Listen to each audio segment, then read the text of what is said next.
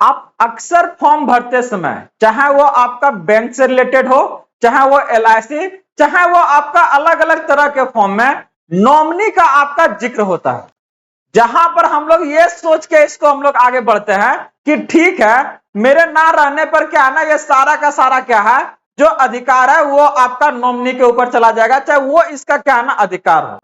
लेकिन बता दें आपको कि ये सारी जो प्रक्रिया है इसमें आपका बहुत बड़ा बदलाव आया है। तो बता दें, क्या सच में ऐसा होता है जिसको आप चुन रहे हैं आगे आने वाला वारिस के तौर पे, क्या वो आपके उस संपत्ति का अधिकार उसके पास होगा या फिर किसी और के पास होगा? तो इस आपका कानूनी प्रक्रिया में बहुत बड़ा बदलाव हुआ है, जो आपके लिए जानना बहुत जरूरी है। तो आज के सेशन में हम बात करने जा रहे हैं कि खाताधारी के मृत्यु के बाद एक्चुअल्स में उसका संपत्ति का आपका अधिकार किसके पास होता है और उनका कौन उसका क्या ना अगला जो है वारिस होगा। नमस्कार friends, welcome to good news. बात करने जा रहे हैं बहुत ही ज्यादा आपका मोस्ट इंपोर्टेंट टॉपिक के बारे में, जहां पर लोग को अक्सर इससे संबंधित आपका कंफ्यूजन रहता है और वो बिना ज्यादा सोचे समझे हुए इस चीज को मान लेते हैं और क्या है ना उसको वहां पर अपना नाम फिल कर देते हैं कि कुछ नहीं, बस हमरा नहीं अलग बात यही होगा। लेकिन ऐसा बिल्कुल नहीं है, इसमें बहुत ज्यादा क्या है ना चेंजेस आया है, बदलाव आया है, जो आपके लिए जानना बहुत जरूरी है। तो चलिए आज का इस वीडियो में हम बात करने जा रहे हैं कि किसी खाता धारक की मृत्यु के बाद एक्चुअल्स में उसका आपका वारिस कौन होगा, उसका अधिकार किसके पास होगा। तो वीडियो का आप लोग लास्ट तक बने रहिएगा, सारी जानकारी हम यहाँ से आपको प्रोवाइड करेंगे और ऐसे वीडियो को अपने दोस्तों के बीच जरूर शेयर कीजिएगा, क्योंकि यह उनके लिए बहुत ज्यादा मददगार होगा। और अगर आप चैनल पे फर्स्ट टाइम है तो जरूर सब्सक्राइब कर लीजिएगा, क्योंकि हम यहाँ से बात करते हैं आपके अधिकारों का, सरकार के उन आदेश और प्रावधानों का जो आपके जीवन को सुगम बनाता हो, और इसके लिए हम यहाँ संकल्पित बात करते हैं। चलिए, तो अगर आप इसको देखिएगा थोड़ा ध्यान से, तो डायरेक्ट हम लोग बात करने जा रहे हैं कि खाता धारक की मृत्यु के बाद नॉमिनी का अधिकार आखिर में आपको किसको मिलता है।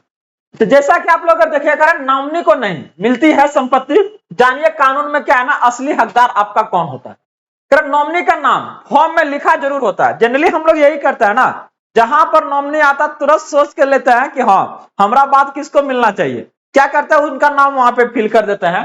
तो ऐसे में क्या है, लेकिन क्या वही संपत्ति का मालिक होता है या फिर नहीं, असली हकदार कौन होता है, या फिर अगर बात करते हैं कानून इसमें किसे सही मानता है, सारी जानकारी को क्या है ना आज हम लोग इसके बारे में बात करेंगे। और ये अगर आप इसकी सच्चाई को देखिएगा तो एक्चुअल्स में लोगों को इसके बारे में बिल्कुल नहीं पता है, बस वो एक ही चीज मानते हैं कि क्या है ना बस जिसका नाम दे दिया वही होगा, लेकिन ऐसा बिल्कुल नहीं होता। कौन हो सकता है, कैसे होगा वो आपका, इसके बारे में आज हम लोग सारी जानकारी लेते हैं। अगर आप इसको देखिएगा तो डायरेक्ट करा कि अगर नॉमिनी को पैसे और संपत्ति नहीं मिलते हैं तो फिर किसे मिलता है, और इस पर भारतीय कानून में आपका क्या कहता है। कानून है एकदम, ऐसा नहीं है कि हम कुछ चीजें आपके लिए ऐसे ही लेके आ रहे हैं, ऐसे ही बोल रहे हैं, ऐसा बिल्कुल नहीं है। आप लोग बस इसको ध्यान से देखिएगा। तो अगर नॉमिनी को पैसे और संपत्ति नहीं मिलते हैं तो फिर किसे मिलता है, और इस पर भारतीय आपका कानून क्या कहता है। अगर आप देखिएगा, जब किसी व्यक्ति का निधन हो जाता है तो परिवार वालों को यह उम्मीद होती है कि उनकी जमा पूंजी, चाहे वो बीमा हो, PF हो, FD या बैंक अकाउंट की राशि जो है सीधे उनके पास आ जाएगी। जनरली यही सोचते हैं। अक्सर मृतक ने इनमें से किसी को नॉमिनी को बना रखा होता है। ऐसे में यह सभी मान बैठते हैं कि नॉमिनी को ही क्या ना मृतक की संपत्ति मिलेगी। लेकिन क्या ऐसा सच में होता है? क्या नॉमिनी बनने में क्या ना व्यक्ति कानूनी रूप से संपत्ति का अधिकार बन जाता है? जनरली आज तक अगर बात करते हैं तो आप जो जान रहे हैं हम भी वही जान रहे थे, चाहे आपको लोग का अगर बात करते हैं, एक नहीं जितने भी लोग आपका नॉमिनी का जो कॉलम भरते हैं ना, बस इसी चीज को जानते हैं कि बस जिसका नाम दे दिया क्या है ना उसके पास टोटल संपत्ति क्या चल जाएगा। आइए बात करते हैं कि क्या क्या इसमें बदलाव है और कौन होगा एक्चुअल में आपका असली वारिस। देखिए, सबसे पहले बात करते हैं क्या और कौन होता है आपका नॉमिनी। नॉमिनी का एक्चुअल मीनिंग क्या होता है पहले ये समझिए। सबसे पहले समझते हैं कि नॉमिनी होता कौन है। जब हम बैंक खाते खोलते हैं या PF है या LIC है, चाहे म्यूचुअल फंड में निवेश करते हैं, तो हमें एक नॉमिनी का नाम देना होता है, जैसा कि हमने आप लोग को पहले ही बताया था इसके बारे में। तो इसका मतलब यह होता है कि अगर खाता धारक की मृत्यु हो जाए तो उस खाते से संबंधित रकम सबसे पहले क्या है नॉमिनी को दी जाएगी, लेकिन इसका मतलब बिल्कुल ऐसा नहीं है कि पैसा या संपत्ति नॉमिनी की ही हो गई है। ध्यान से रखिएगा इस बात को, ठीक ना। दरअसल नॉमिनी केवल एक ट्रस्टी होता है, यानी एक जिम्मेदार व्यक्ति, जिसे यह रकम अस्थायी तौर पर दी जाती है ताकि वह इसे असली हकदारों तक पहुंचा सके। आशा कर रहे हैं कि तनी मनी चीजें क्या है ना आप लोग को समझ में आ रही होगी, और गारंटीड दे रहे हैं कि यहां से क्या है ना वो सारी जानकारी आज हम आपको प्रोवाइड करेंगे जो कि इससे संबंधित आप लोग को मिसकंसेप्शन था, चाहे डाउट था, चाहे वो कंफ्यूजन था। आगे अगर बात करते हैं इससे संबंधित आपका कि और आगे इसमें देखिए क्या है, तो इससे संबंधित जो कानून है वो क्या कहता है, क्या कहता है इससे संबंधित कानून। भारतीय कानून इस विषय पर काफी स्पष्ट है, जहां पर इंश्योरेंस एक्ट की धारा कितना आपका 39 के साथ 7 सेक्शन के तहत बीमा कंपनी का दायित्व होता है कि वह बीमा राशि उस व्यक्ति को दे जिसे वैध रूप से नॉमिनी बनाया गया है। सबसे पहला है पैसा, सबसे पहले किसके पास जाएगा, नॉमिनी के पास में जाएगा, क्योंकि वो उसके समझ में क्या है ना वैध था। लेकिन इसका मतलब यह नहीं है कि वह राशि नॉमिनी के खुद की संपत्ति बन जाएगी। दरअसल नॉमिनी उस राशि को मृतक के कानूनी वारिसों के लिए क्या है ना एक ट्रस्टी के रूप में काम करता है। ट्रस्टी मतलब भरोसेमंद व्यक्ति, बस जिसके हाथ में वो सौंप के दिया, वहां से वो फिर क्या है ना अगला उसका परिवार तक ये क्या है ना पहुंचाने का काम करेगा। ये आपका कौन कहता है, ये आपका जो इंश्योरेंस एक्ट आपका है 39 का आपका सेक्शन आपका क्या है ना 7 में ये कह रहा है। ये आप चाहे हम नहीं कह रहे हैं, जो आपका एक्ट है, जो नियम है, कानून है, वो बता रहे हैं, ठीक ना।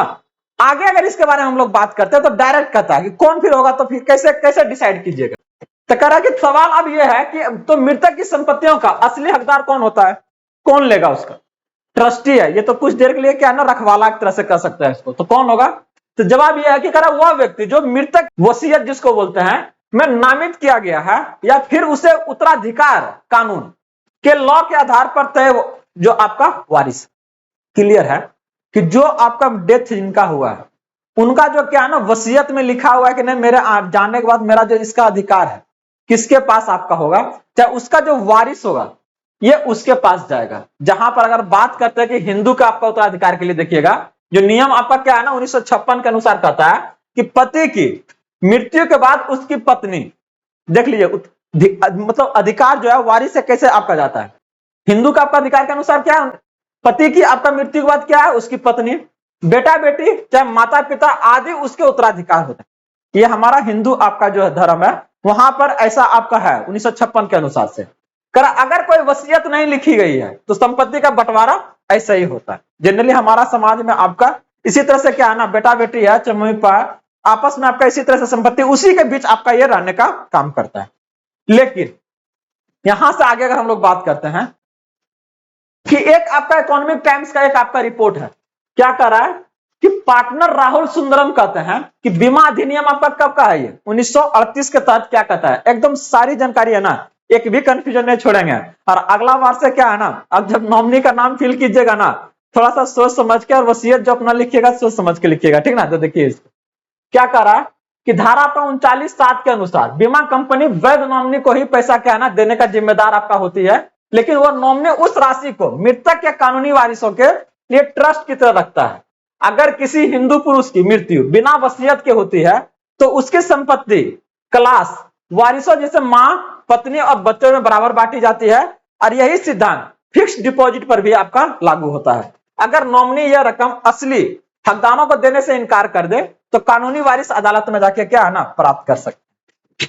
मतलब मान लीजिए 3-4 को भाई है, उसमें से किसी एक को दिया किसी एक को नहीं दिया, तो आप क्लेम कीजिएगा ना तो वो आपको ही मिल जाएगा। अरे ऐसा ही होता है, ये चीजें के बारे में अवेयर है। बस चीजें क्या है ना नॉमिनी का वहां पर अधिकार कैसे आपका खत्म हो जाएगा, बस इसके बारे में क्या है ना आपको क्लियर करना है। और दरअसल में कैसे वो आपका क्या है ना रकम है चाहे कोई भी आपका संपत्ति है वो उसके क्या है ना असली जो हकदार है वारिस है वहां तक ये आपका कैसे पहुंचेगा, इसके बारे में हम लोग बात कर रहे थे।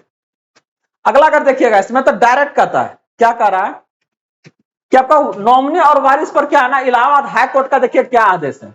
ये डायरेक्ट कहता है हिंदुस्तान टाइम्स के एक रिपोर्ट के मुताबिक इसी वर्ष इलाहाबाद हाई कोर्ट ने एक मामले में कहा है कि बीमा राशि पर नॉमिनी का मालिकाना हक नहीं होता है, और अगर वह कानूनी वारिसों को पैसा देने से इनकार करे तो वारिस अदालत में आपका क्या है ना दावा कर सकता है। देख रहा है कितना बड़ा कंफ्यूजन। अभी तक हम लोग ये मान बैठे हैं कि क्या है ना नॉमिनी जो बस पूरा अधिकार उसी को है, लेकिन अगर ये आपका क्या सोचिए अगर उसका जो वारिस है अगर वो आपका अदालत में जाके बोल दिया ऐसा, तो क्या है, वो सारा पैसा वहां अधिकार का हट जाएगा और वो उसके पास आपका चला जाएगा। तो इस बात को एकदम क्लियर करके रखिएगा, ठीक ना। और अगला बार से जब नॉमिनी का नाम दीजिएगा तो थोड़ा सा सोच समझ के दीजिएगा ऐसे, कि वो सारा का सारा अधिकार उसके पास नहीं होता।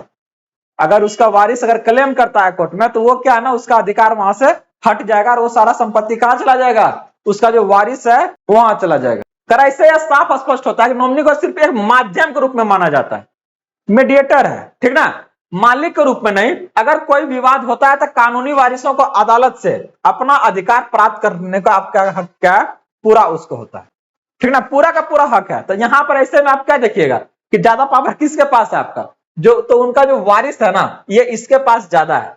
कुछ मैटर नहीं कर रहा है कि आप नॉमिनी में है आपका चाहे नहीं रहे, अगर आप वारिस है तो क्या है ना, आसानी से वो आपका संपत्ति आपके तक पहुंचने का काम करेगा।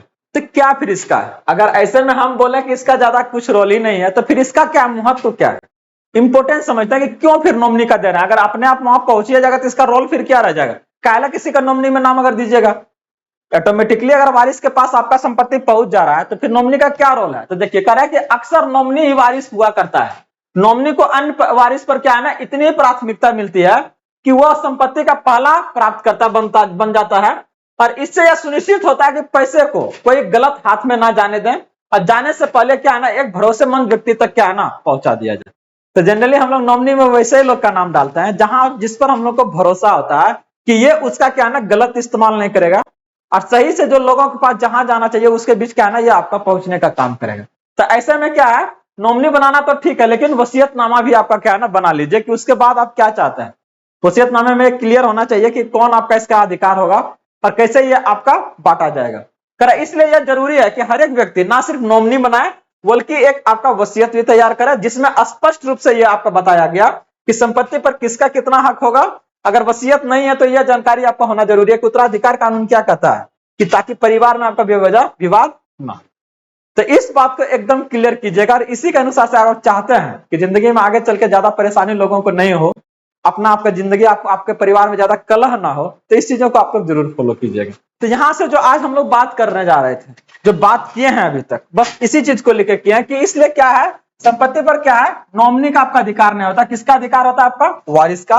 और नॉमिनी का क्या कर देने से क्या है ना, कोई भी व्यक्ति संपत्ति का मालिक नहीं हो जाता है। असली हकदार वही होता है जिससे क्या है ना, कानून या वसीयत के अनुसार संपत्ति मिलनी चाहिए।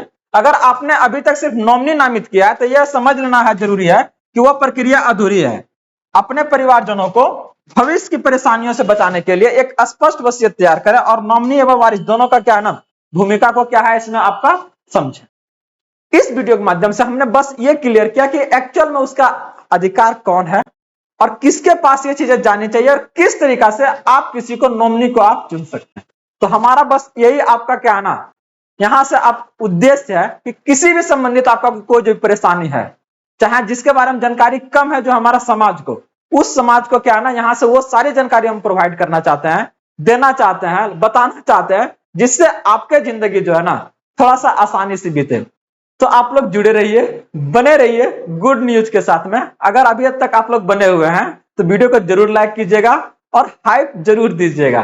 तो मिलते हैं अगले अपडेट के साथ में, तब तक के लिए जय हिंद।